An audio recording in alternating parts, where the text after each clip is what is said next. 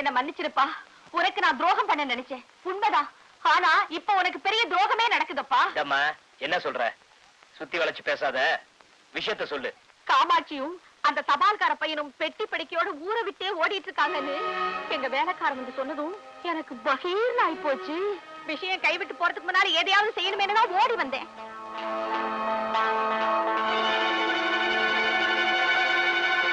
ஐயோ கடவுளே, தம்பி அவளை காணும்டா. இந்தப்பா வேலுசாமி, அவசரப்பட்டு எதையும் பண்ணிவிடாத. அந்த பையல அடிச்சு வரைக்கிட்டு நம்ம பிள்ளைய அழைச்சிட்டு வந்துரு. இந்த விஷயம் 4 பேருக்கு தெரியக்கூடாது.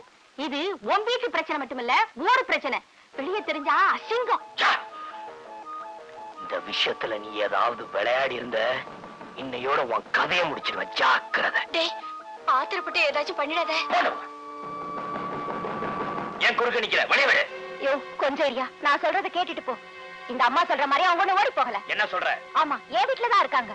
உன்னை பார்த்து விஷயத்த சொல்லி சமாதானப்படுத்ததான் ஓடி வந்தேன். தம்பி, இவ போய் சொல்றா. அவங்க 2 பேரும் நிஜமாவே இந்த ஊரை விட்டு ஓடி போயாச்சு. இல்ல, என் வீட்டுலதான் இருக்காங்க.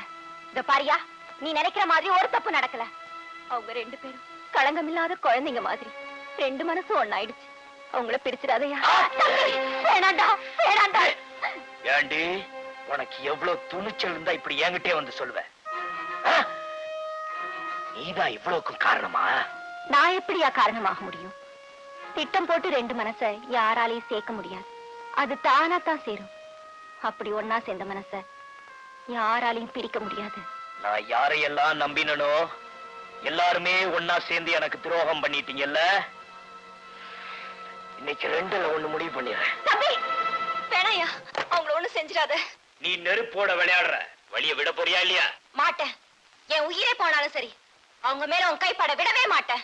ஏய், 2 கொலை செய்ய வந்த என்ன 3 கொலை செய்ய வச்சிடாத.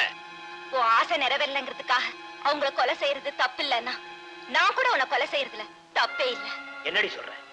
ஆமையா, உன் மேல உயிரையே வச்சிருக்கேயா.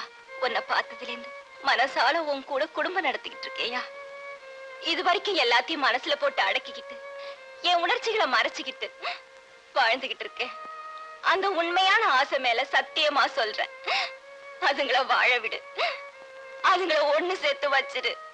அதுங்களை காப்பாத்தியா. நாடோடி நாயே, இன்னியா நீ எதிர்த்து பேசுற? நான் பேச வேண்டிய நேரம் இதுதான். இந்த கடைசி நேரத்துல கூட நான் பேசலனா நீ கொலைக்காரன் ஆயிடுவ.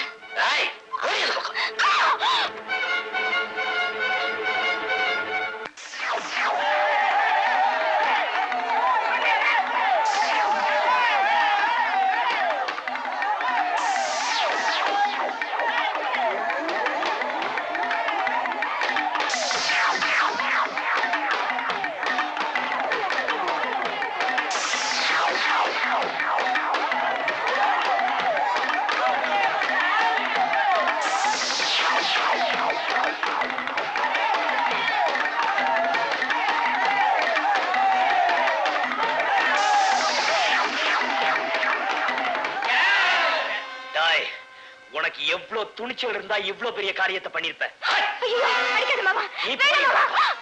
ஏண்டா, கூட பிறந்தவனா நினைச்சு பாசம் காட்டினா எனக்காடா துரோகம் பண்ற?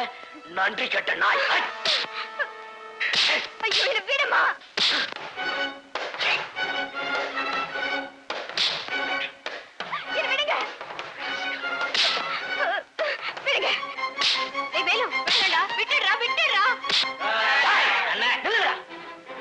இவன் மேல எவ்வளவு கைய வச்சிருக்க? இது என் சொந்த விஷயம். போங்க, போடா. என்ன விடுங்க. தம்பி, தம்பி, தம்பி வேண்டாம்டா. அவனை அடிச்சு கொன்னுடாதடா. டேய், நீ தலையிடாத. போங்க போங்க. டேய், வேண்டாடா, வேண்டாம். ஆத்திரத்துல கொலைகாரன் ஆயிடாத. நீ ஜெயிலுக்கு போய்டா, நம்ம குடும்பத்தோட நிலைமை என்ன ஆகும்னு யோசிச்சு பாத்தியா? ஓடி போன அந்த கழுதை எக்கேடாவது கெட்டு போகட்டும். நீ என்ன ஆக்கிடாதடா. அக்கா, என்ன பைத்தியக்காரத்தனமா பேசுற? நம்ம குடும்ப மானமே சந்திக்கு வந்துருச்சு. இவனை நான் சும்மா விட மாட்டேன். யாரு சொன்னாலும் கேட்க மாட்டேன்.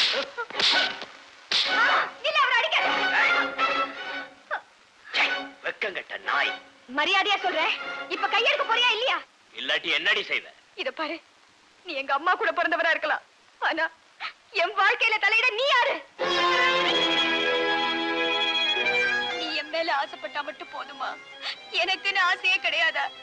நான் உனக்கு கிடைக்கலங்கிற ஆத்திரத்துல ஒண்ணும் தெரியாத ஒரு அப்பாவை எப்படி போட்டு அடிக்கிறியே? நீ மனுஷனா? அவர் அடிச்சு கொல்றதுதான் உன் முடிவுனா முதல்ல என்ன கொன்னுடு. நான் உயிரோட இருக்கிற வரைக்கும் அவர்கிட்ட உன்னை நெருங்க விட மாட்டேன். நான் ஒரு அனாதை. சேச்சே, இனிமே அப்படி எல்லாம் பேசக்கூடாது. நான் இருக்கிற வரைக்கும் நீ அனாதை இல்ல. இன்னையில இருந்து நீ என் கூட பிறந்த தம்பி மாதிரி. இதுல 32 ரூபாய் இருக்கு. உங்க செலவுக்கு வச்சுங்க. எடுத்துங்க. அண்ணே, அண்ணே, நான் உங்களுக்கு துரோகம் செஞ்சுட்டேன். என்ன மன்னிச்சிருங்க. அதுக்கு தண்டனையா உங்க ஆத்திரம் தீர எங்க 2 பேரையும் அடிச்சு கொன்னுடுங்க. சாவலியாவது நாங்க 2 பேரும் ஒண்ணு சேர்ந்துடுறோம். அண்ணே. என்னப்பா பட்டாளத்து சிப்பாயி, என்னமோ வேகமா ஓடி வந்த, ஏன் இப்படி அசந்து போய் நின்னுட்ட? அன்னைக்கு நான் வட்டி வாங்கினதை பெருசு பண்ணி பஞ்சாயத்துல வச்சு விசாரிக்கணும்னு ஆட்டம் போட்டியே, இப்ப இந்த ஊரையே தலைக்குனிய வச்சுட்டாலே, இதை எப்ப விசாரிக்கிறது? ஏமா இதுக்கெல்லாம் வேலைன்னா என்னமா பண்ணுவாரு? எல்லாத்துக்கும் காரணம் இந்த ராமகிருஷ்ணன் பையன்.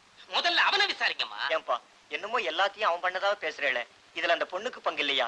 நியாயத்தை பேசுங்க. நியாயத்தை பேசணும்னா பஞ்சாயத்தை கூட்டி தான் விசாரிக்கணும். இப்ப யாரு உங்ககிட்ட வந்து பிரார்த்தனை பண்ணாங்க? இது எங்க குடும்ப விஷயம், நாங்களே பாத்துக்கிறோம். 4 சுவத்துக்குள்ள நடக்கிற வரைக்கும் தான் அது குடும்ப விஷயம். எப்ப தெருவுக்கு வந்துருச்சோ அது பொது விஷயம் ஆயிடுச்சு. அதனால விசாரிக்கிறதுல ஒண்ணும் தப்பு இல்ல. இத பாரு, உன் குடும்ப மானமே கப்பலேறி போச்சு. இந்த ரோஷத்துக்கு ஒண்ணும் குறைச்சல் இல்ல. சும்மா நிறுத்துப்பா, ஒரேடியா துள்ளாத. இந்த ஊரையே மிரட்டிட்டு தெரிஞ்சியே உன் வீட்டை உன்னால அடக்க முடிஞ்சுதா? எவன்டா அவன் என் வீட்டுல வந்து பொண்ணு கேட்டவன் அன்னைக்கு ஒரேடியா குதிச்சியே. இப்ப நீ நிச்சயம் பண்ண பொண்ணு, ஒம்முறை பொண்ணு, எவரோ ஒரு அனாதை பைய வந்து இழுத்துக்கிட்டு ஓடினானே, அதை விட நான் வட்டி வாங்கினது ஒண்ணும் பெரிய அவமானம் இல்லப்பா. வீணா பேசிக்கிட்டு இருக்கிறதுல பிரயோசனம் இல்ல. சீக்கிரமா பஞ்சாயத்துல ஒரு தீர்ப்பு சொல்லுங்க. சீக்கிரமா தீர்ப்ப சொல்லுங்க. புதுசா என்னத்த சொல்லிட போறேன்? ஊருக்கு அடங்காத கழுதிகளை தலையில மொட்டை அடிச்சு கரும்புள்ளி செம்புள்ளி குத்தி கழுத மேல ஏற்றி ஊர்வல விட வேண்டியதான். நான் சொல்றது சரிதானே? சரிதாங்க.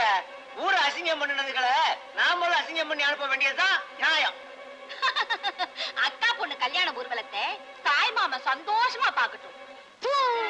வானங்கிட்ட ஜென்மங்களா? டேய், அவங்கள பிடிச்சு கட்டுங்கடா.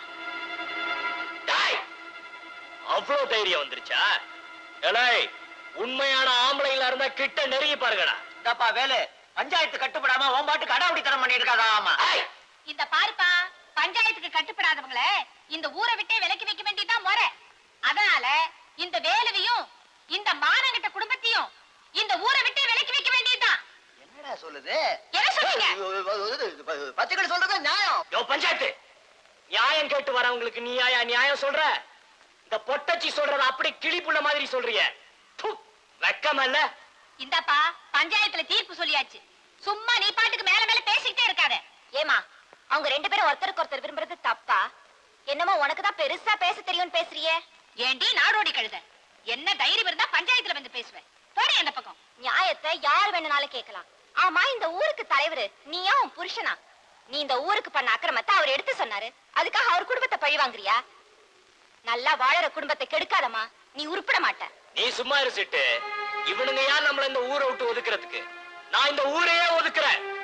ஏண்டா, என் குடும்பத்தை பத்தி கேவலமா பேசுனீங்கல்ல, இப்ப நான் சொல்றத கேட்டுங்கடா. என் அக்கா மக காமாட்சிய தாய் மாமனான நான் என் முழு சம்மதத்தோட இந்த ராமகிருஷ்ணனுக்கு கல்யாணம் பண்ணி வைக்க போறேன்.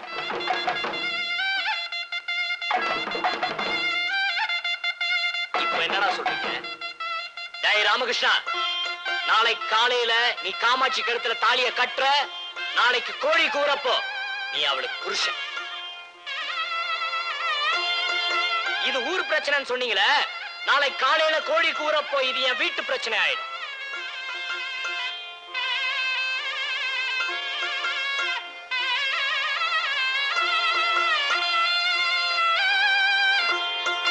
காமாட்சி அக்கா வாங்க.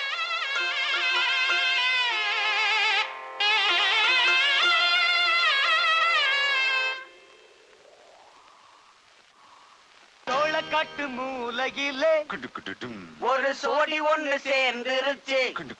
நல்லா சோளமும் விளைஞ்சிருச்சு. ரெண்டும் அதுக்குள்ள ஒளிஞ்சிருச்சு. மேளம் இல்லாம பாட்டு கேக்குது, தாளத்தோட ஆட்டம் நடக்குது. மேளம் இல்லாம பாட்டு கேக்குது, தாளத்தோட ஆட்டம் நடக்குது. யாருன்னு பார்க்க போனேன்